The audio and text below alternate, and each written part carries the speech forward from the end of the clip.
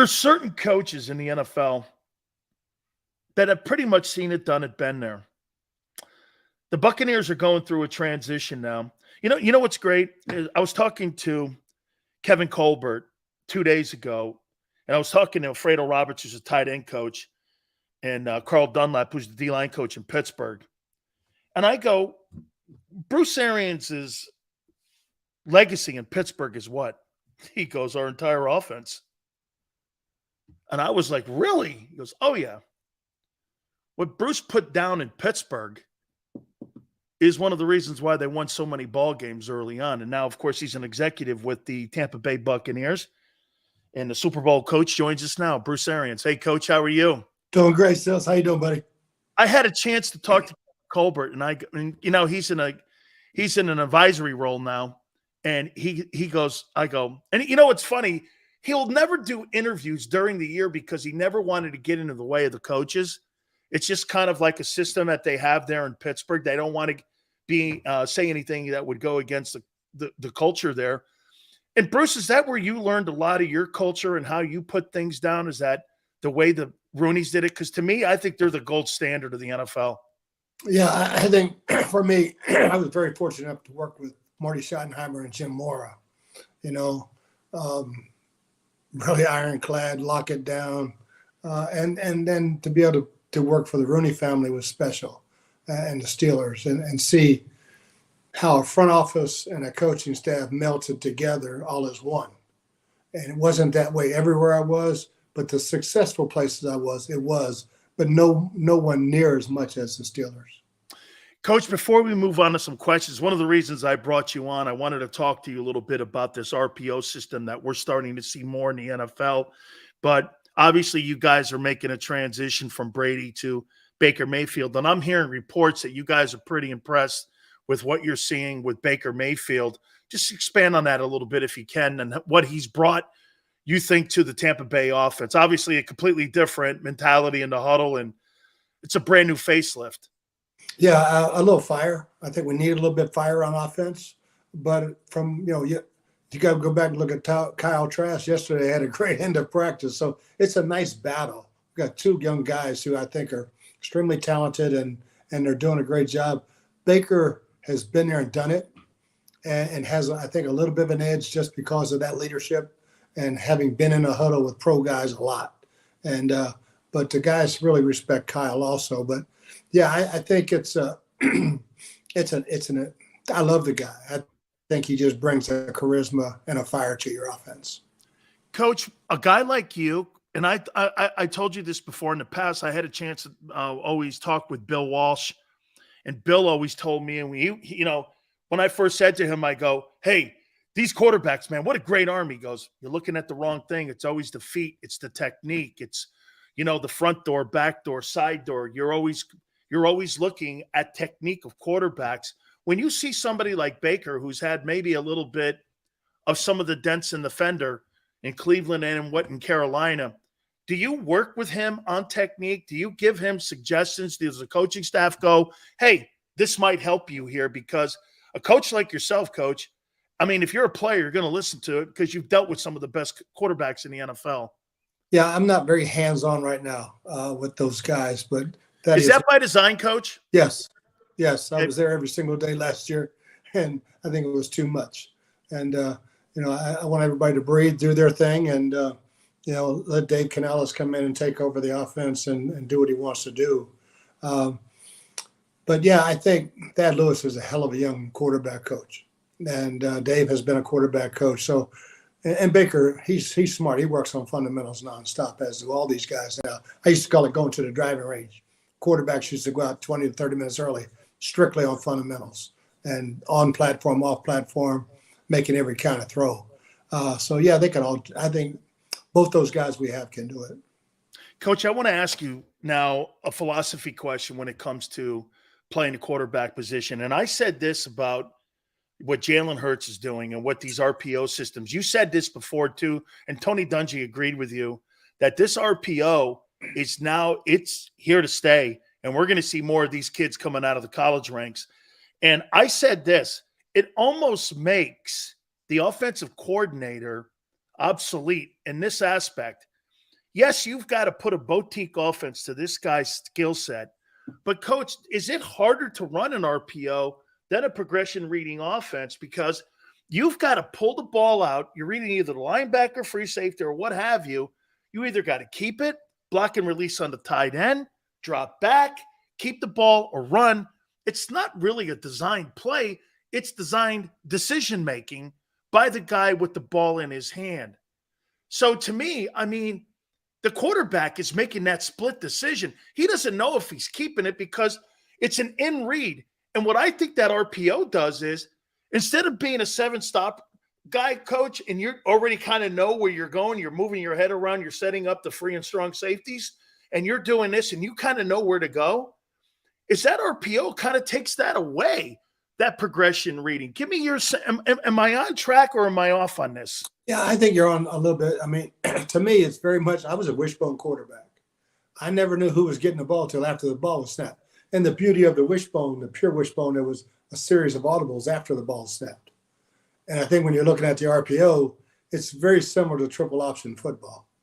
It's a series of you know what's funny you say that? I'm going to stop you, Coach, because I played against a guy by the name of Jamal Holloway when he was at Oklahoma. And to me, I told Coach Johnson this about 3 weeks ago, Jalen Hurts looks like a better version of throwing the ball of a Jamal Holloway.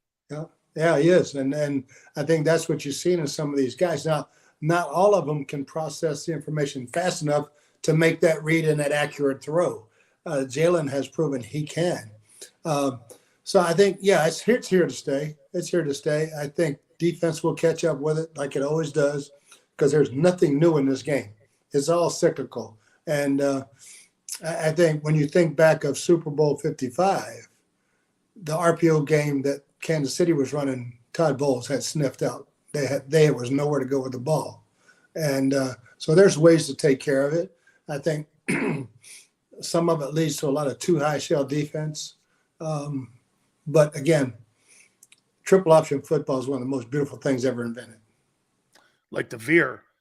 Coach, I mean, especially when you have deficiencies in your offensive line, the veer used to be one of the better offenses to run.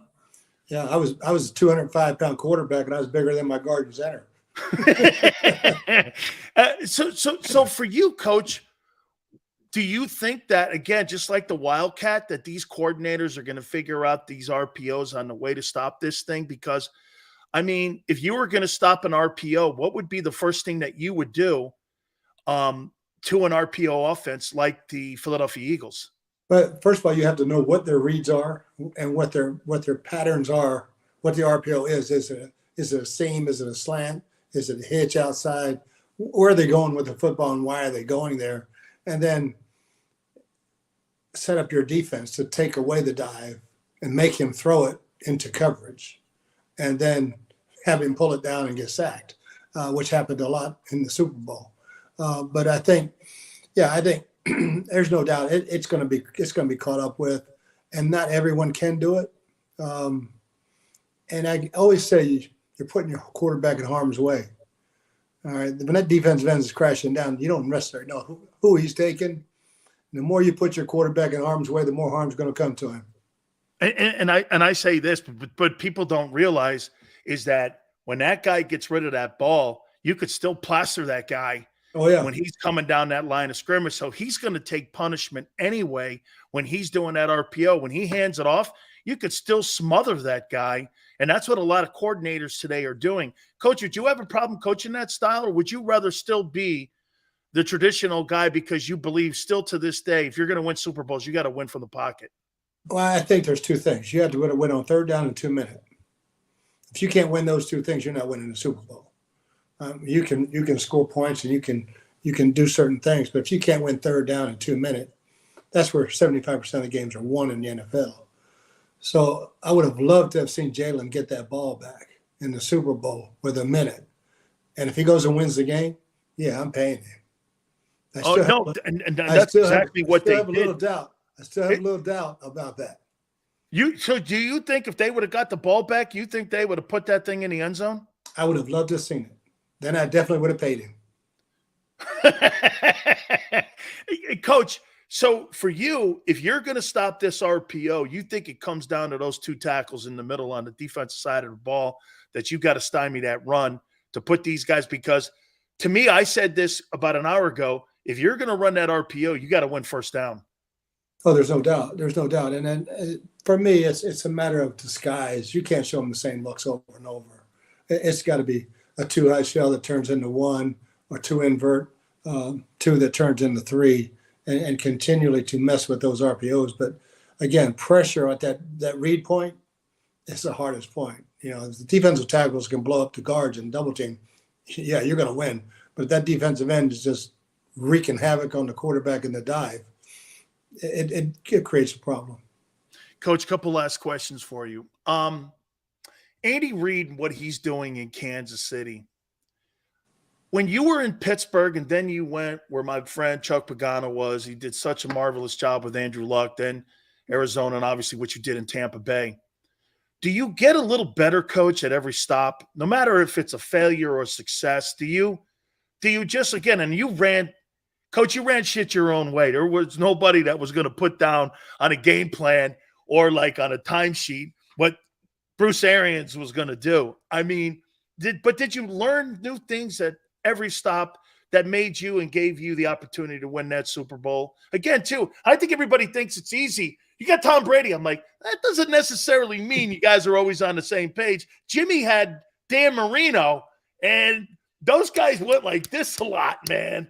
Those guys were butting heads all the time. So just expand on that if you can, please. I know I was a much better coach when I had Ben Roethlisberger, Andrew Luck, Carson Palmer, Peyton Manning, and Tom Brady. I was a hell of a lot better coach. But each one of those guys is so different. And you have a system that is so broad that you just tailor it around what they do best and what they understand the most. You know, some guys understand the vertical passing game. Some understand the short intermediate passing game. And you just continue to try to grow with them. You know, there was never a better deep ball passer than Carson Palmer. And that's the prettiest deep ball I've ever seen. And there was never anybody who could throw in a million different ways than Ben Roethlisberger. I mean, he was doing it before Mahomes was in the league. And those two guys are so special, you know. You know what, though, Coach? Why do I feel for the first time I may have got a little bullshit there? Because to me, I'm going to tell you what, I think you would enjoy coaching Kyle Trask more than a guy like Carson Palmer, because you can instill a little more of your wisdom and what you can maybe mold this guy into. And of course, I'm kidding, Coach, but I'm saying maybe I think you'd get more enjoyment out of coaching somebody like Trask. It would have been fun. It really would have been fun with Baker also. I had probably most fun years with Andrew Luck that 1 year as a rookie, watching what he did as a rookie was just absolutely amazing. To win 7 games in the last 2 minutes and come from behind, and what Ben did as a rookie in his first few years was just amazing also. So yeah, it's when you have those guys, you're a hell of a lot better coach, bro. All right, Coach. Here's the last statement.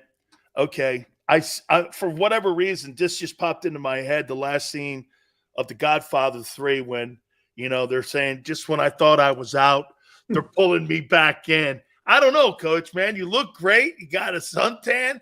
You're out playing golf. You're boozing with your buddies and all, man, dropping F-bombs everywhere. I mean, I don't know, Coach. It seems like you're having too good a time now.